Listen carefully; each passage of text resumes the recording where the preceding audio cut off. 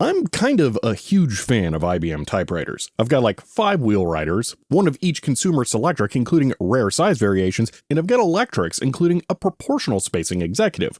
But one model has escaped my ceaseless searching, the Selectric Composer. Someday. But also an original Electromatic, but there's no chance that I could ever end up with one of those? Oh my. This is an IBM Model 01. This is such a foundational machine, and I am unbelievably excited to finally get my hands on one. But there was a price to be paid. It has a few problems. The keys were jammed, causing the bottom roller to rub. A key spring came loose. The ribbon was in tatters. The motor sounds like a garbage disposal full of rocks. The hammers all get stuck when they swing. The carriage return is sticky, causing the belt to go slack. And worst of all, the bell doesn't ding at the end of the page. Now, I didn't actually think I would be able to get this thing working. I was just excited to finally have an example of one. But after over 20 hours of work on it, I was able to get it into fully operational condition.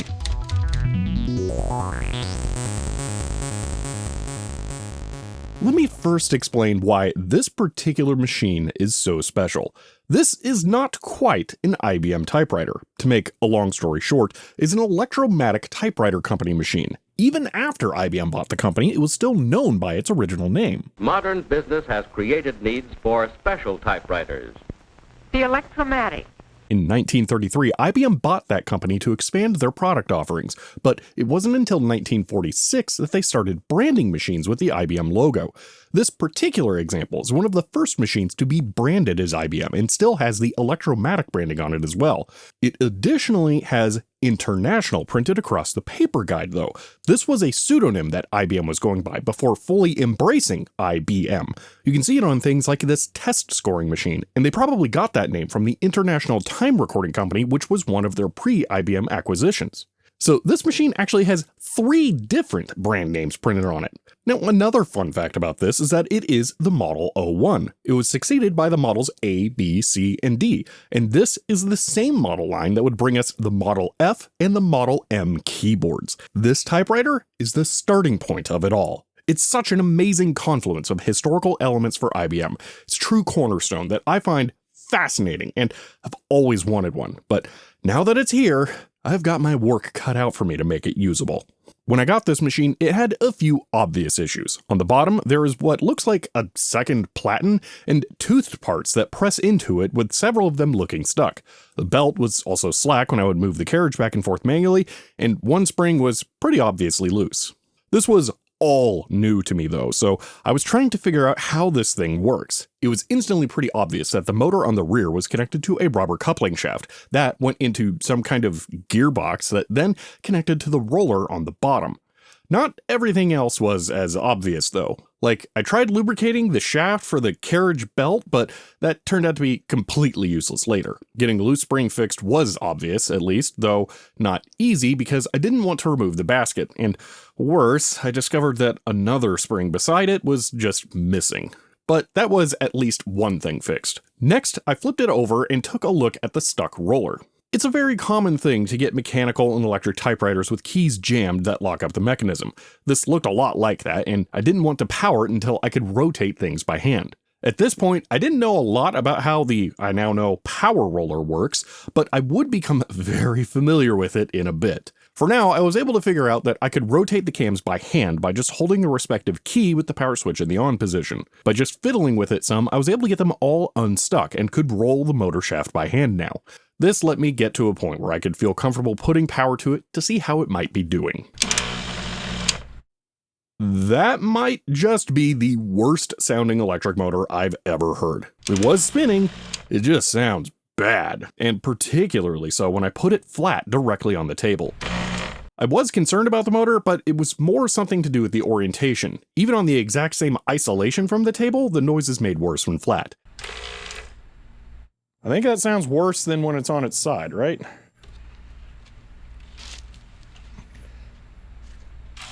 Oh, way worse. My focus was pulled elsewhere though after I figured out how to remove the roller and realized how bad the cams were. The power roller and cams in this are the backbone of how this machine works and made up of so many small parts. Taking this thing entirely apart to clean and put back together would take weeks or months without already knowing everything about it. So I was trying to figure out how to solve problems in place. After getting the roller off, it finally dawned on me that a lot of the cams were sticking and never engaging. Pressing a key should let them further rotate into the platen, but when stuck, they never rotated and wouldn't have a chance to catch the roller. So I attempted to identify and lubricate the pivot points. I was using the smallest amount of oil I could for this because I didn't want any excess being left that could somehow get onto the roller. Rubber and oil aren't chemically compatible. I spent some time on this trying to clean, lube, and blow out any excessive oil for the sticky ones, but it really wasn't working for everything, and this didn't solve another problem I've been overlooking. Some of the cams were pressing too hard into the roller and excessively wearing the surface. The scope of the problems here finally started to set in, that I wasn't going to get an easy win. I had to learn exactly how these worked, and with the power of the service manual and a lot of trial and error, I now fully understand these. Okay, these graphics aren't perfect because there are a lot of clearances in this that I'm not accounting for, but here's roughly how this works. There are two completely independent linkage systems on each cam. First is one for the keys. When you depress a key, all it does is move a stopper out of the way that catches a peg on the gear.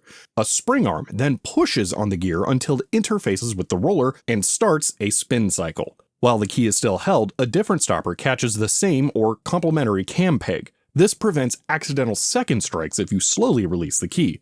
Once the key is released, the cam peg continues onto the original stopper and holds until the key is depressed again. This system is all just for controlling the key input. The second linkage system controls the hammers.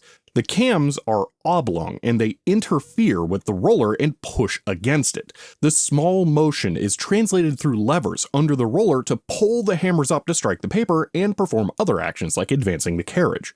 The motion the cams impart on the levers are extremely precise though. There is a smooth concave section that hovers over the roller until it is released. When the cam peg passes the stopper, a toothed part clicks forward to interface with the roller to complete the cycle until it reaches the next smooth spot. The distance between the cam and the roller is critical and can be calibrated by adjusting threaded rods on the linkages. And now that you're on the same page I am, we can get to the big problem. Somehow, in addition to the cam sticking, the distance of the cam to the roller was wrong on every single one. All of the cams except for two were too far away from the roller. The two cams that weren't, though, were carriage return in space, and they were dragging on the roller, causing damage because they were always touching it. My best guess is that the roller has shrunk over the 80 to 90 years since it was made, or that it was improperly calibrated by someone who did not know what they were doing, which, in hindsight, might be the cause, because much later on, while solving a different problem, I found that the bell clapper had somehow been caught up on another linkage. There is no way for that to happen in normal usage, so it has been worked on poorly. Now, to fix the cam distance, I had to remove the roller, secure the linkage from the cam lever, and then unhook and twist the adjuster. I did this for the spacebar key that was dragging at first. I was backing that off to protect the roller. Then I started trying to fix the paper advance, which wasn't translating motion well. That ended up being solved elsewhere, but I realized while doing that so many cams were so far away that I was just going to have to adjust all of them. So I grabbed some paper to start taking notes because this wasn't going to go fast, and I didn't know how much change the adjustments would really make. Unfortunately, since this was somewhat of a shot in the dark, I ended up calibrating a few of them a little too close, so they started to drag on the roller, causing wear. I hadn't accounted for backlash in the system changing the position, and it's difficult to watch this happen live. To help catch these kinds of issues sooner, I decided to clean the roller and put a line down it with a silver Sharpie. When one of the rollers would drag, it would smear the Sharpie line, and I knew it was too far in. This whole process took hours, taking notes, testing clearances, making adjustments. There's no way around it. This is just a lot of work, and it's easy to screw up if you aren't paying attention. So I didn't rush it so I could get it right. This was complicated by the cams continuing to stick though. I eventually got to a point where I was pretty sure all the cam positions were correct and it was working, but after leaving it overnight, they would seize again. So later, on the last day of work, I'd left it overnight and before doing anything else, made a list of all of the cams that didn't catch or did so slowly so that I could do one final clean and flush on them. And if only there was some kind of roller that was powered that could do this. That would be so nice. By the end, I was able to get the cams into a much better state and knew way more about them than I ever wanted to know. But the cams weren't the only thing that I had to fight during this process. To pull up the cams for the hammer keys, I had to get the hammers all the way up to the platen position and then hold them there to keep the adjuster sticking out. This also meant that I got a first-hand feel for how every single hammer moved in the basket. And of course, they moved very poorly. It was full of debris and the hammers would just get stuck or slow down. I ended up using a sheet of paper soaked in alcohol as a very thin wipe to get down there and, oh man, was it bad. Black dust like that could be both ink from the ribbon and metal from years of wear and use. I went through every hammer's channel to clear them out, and if they were still catching, I caved and put a tiny amount of oil in there. These should be dry to allow paper dust to fall through, but let's be real, I'm not going to run this thing that much, and I would rather just work now. I'll keep a cover on it in storage to keep dust out. After that, I was feeling pretty pleased with most of the keys by the third day of work, but I hadn't solved one lingering problem. The carriage return was very unpredictable. It also had a cam that I hadn't messed with yet because it's involved in this complicated clutch and pulley system on the side and the belt feeds into it, and I wasn't super confident that the clutch was working correctly, but the cam position was definitely not right. As I got that dialed in, the clutch seemed to be engaging more as well. Whoa! A lot more than I was expecting actually. I know somewhat why this was so strong now, but I didn't then, and it was extremely violent, ramming into the margin stops. I was actually concerned that it might be missing some rubber bumpers, but I couldn't see anything awry. I was trying to investigate if the cam was biting too hard by checking the silver Sharpie mark when that went like the wrong way.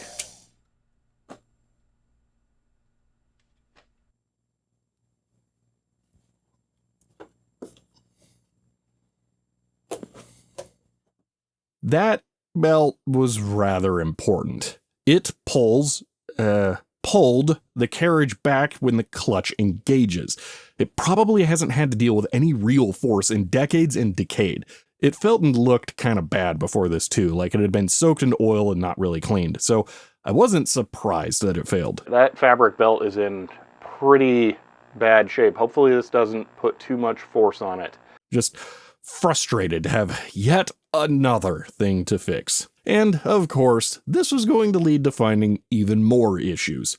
Now, I already had a plan for how to replace this, a flat shoelace. High tensile loads are what those are made for, and I just so have happened to have recently retired some shoes that I put laces in a couple of months ago, so I had some spares that were already pre-stretched.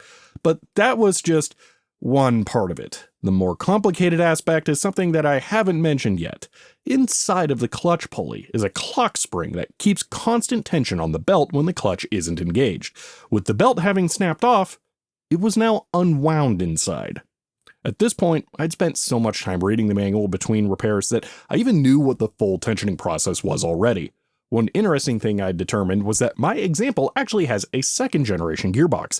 This was significant because they relocated the clock spring and bearings inside of the gearbox. The pulley letting the belt go slack before meant that these things were sticking, and if the rest of the machine was an indication, the oil in it was probably bad. But I was really hoping to just exercise it into working because getting down into the spring is not trivial. When I got the shoelace onto the pulley for the first time, I took some time to try and work it free. This backfired. The spring detached completely from the pulley, inside of the gearbox. I had no choice. I had to completely tear down the clutch. This is where I found out that the oil that I put on it earlier was completely pointless because it just went on this flat piece of metal. The spindle isn't actually exposed externally at all, and getting the pulley out of there required fully detaching the arm that was connected to the cam linkage that pressed down on the clutch. But with that removed, I could get everything out of the way to see the spring, which was really bad. The end of the spring is bent over and should clip onto the pulley when it rotates counterclockwise, but the oil in it had become so sticky that it was holding the spring up and away from the center. I ended up dousing it with alcohol and chasing up through the coil with tools to release it from itself, multiple times. Then, once more with a paper towel to try and actually wipe it clean. I cleaned out the bottom side of the pulley as well, which was also covered in bad oil. Then, once I was sure it was clean, I put a tiny amount of oil on top of the coils and then cycled it a bunch of times to open the coil and work the new oil in. I'm really glad I did not know how bad working on this machine would be when I first got it. I would have put this off forever because this is a ton of work. And what happened after this is a great example of why I would have been so hesitant. After getting it all back together, the arm that pushes down on the clutch would jam, and line advance wasn't working at all now. I chased down where everything was going to try and figure out what changed. This was when I found the bell clapper had been pulled over the linkage that actuated the line advance. One detour later of pulling that back into place and reveling in the dings. But I want to see. Oh my gosh! That's a win right there. And I was no closer to figuring out what the problem with line advance was.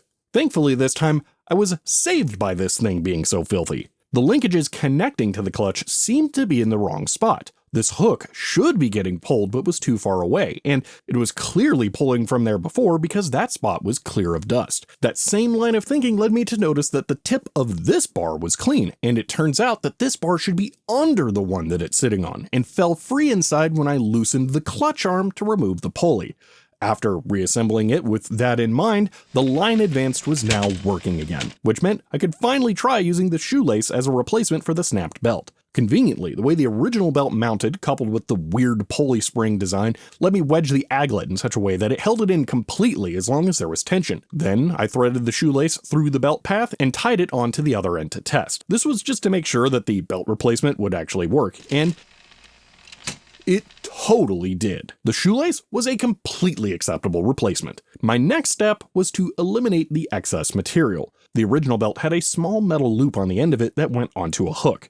I didn't want to cut that off and move it over if I didn't have to, and I had an idea of how to recreate it. First, I carefully tested some different lengths and then cut the shoelace. This isn't cotton, it's nylon, which means it melts, and I was able to seal the end with hot air so it couldn't fray. Then I folded it over and sewed it together to make a small loop. This was not to put on the hook, but instead to loop through a very small keyring, and that fit perfectly on the hook.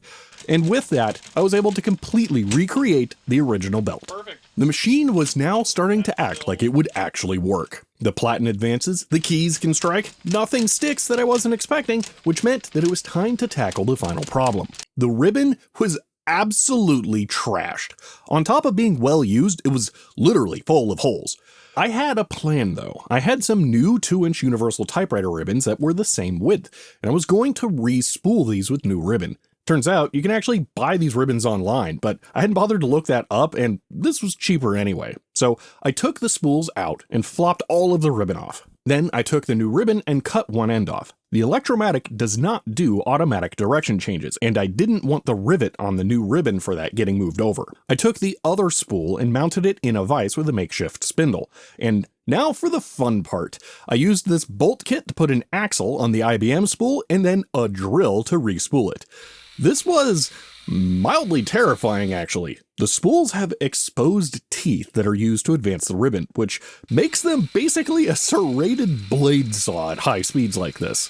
I managed to keep all my limbs, thankfully, and respooling this way worked great. I was able to reattach it to the other end as well and put them back into the machine.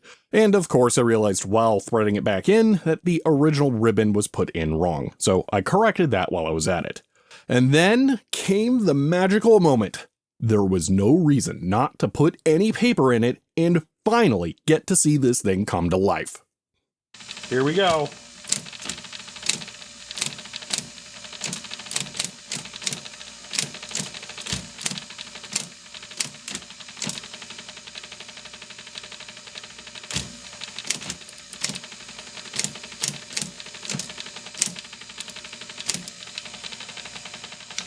It's beautiful. My gosh, it's so exciting to see that. The font is so weird too. All of the letters are uppercase. The lowercase ones are the same glyphs, just smaller and lower down. Upper, lower, upper, lower, upper, lower. That's so weird. The numbers are flat out gorgeous though. There's some kind of high legibility, easily discernible set that are fairly ornate. And again, with dedicated 1 and 0 characters. It's a very weird combination, and I do not fully understand why it's like this. I don't think I've seen another Electromatic that has this glyph and key set. So I wanted to get a scan of these glyphs, but of course there was one more lingering problem. This thing is powerful, and I didn't realize it, but it was punching holes in the paper as I was typing. I'd actually come close to solving this in the background of some other problems though. The horrible sounds from the motor were one part of it rattling against a support bar that I ended up padding with a cable management strip, and the other part was, surprise, oil again. There are 2 oiling ducts above the motor. I'm not crazy about them being exposed to the open air all the time, and I tried to clean them up a little before putting anything in there. I felt like they backed up a little too easily though, so I helped the oil down in there. After doing that, the sound was getting a lot better, but I decided it was time to finally touch the impression setting on the back of the motor. I'd never seen an electric typewriter with a completely variable setting for that before like this, and I didn't know what to expect.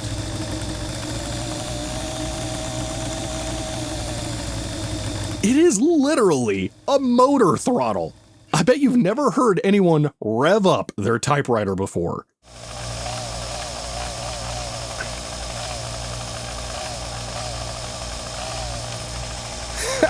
So anyway, I set that to the lowest possible setting, and that made the motor a lot quieter.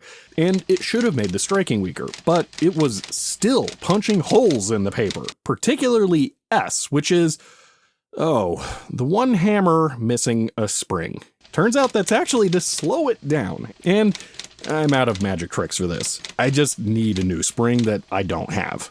But it also turns out I probably need to use thicker paper anyway. But the machine was working so well, I decided it was time to give it the last thing it really needed, a bath. But it had to be a very gentle bath. This has the incredible crinkle paint on it that has a lot of fine texture to it.